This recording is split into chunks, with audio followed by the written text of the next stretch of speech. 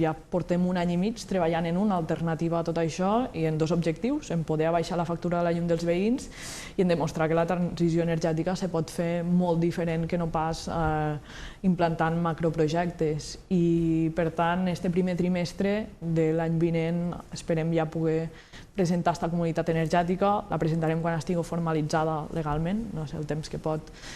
Ens diuen entre 1 i 3 mesos, però pràcticament està enllestit per a que els veïns se puguin connectar a una xarxa pública de generació d'electricitat. L'Ajuntament impulsa i promou aquest projecte, però no serà un projecte municipal, serà un projecte cooperatiu, un projecte col·lectiu i, per tant, la fórmula serà una cooperativa dels consumidors d'esta llum.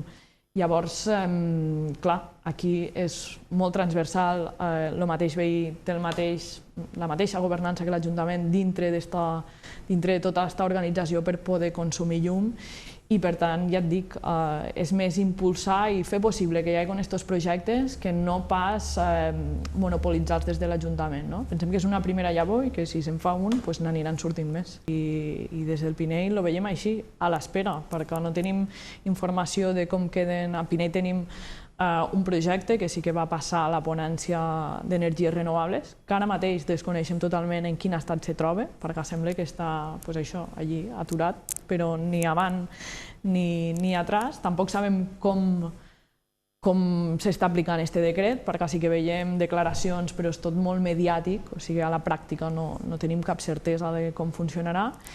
Sí que és veritat que el nou decret sembla que té més bona voluntat de cara als municipis a donar paraula, a donar decisió, perquè no només és opinió, sinó a fer-ho més d'acord en els municipis, però tampoc sabem com s'aplicarà. I també veiem que ara, en l'aprovació dels pressupostos de la Generalitat, s'estan inclús negociant esmenes a la llei de transició d'estos pressupostos que inclús poden condicionar aquest decret. Per tant, el que tenim és molta incertesa pel que fa al decret de renovables. És veritat que hem aprovat un pressupost inicialment que puja una miqueta més del €1.000.000, tot i que al finalitzar sempre acaba sent bastant més. Per quin motiu? Perquè tot aquest finançament que sí que tenim demanat, però que encara no està segur, qualsevol obra, si no la tenim ja atorgada a l'Ajuntament, l'anem incloent sobre la marxa. I aquest any 2022 sí que hi ha 170.000 euros per inversió i en el cas de Pinell d'arranjament de carrers, la posada en marxa del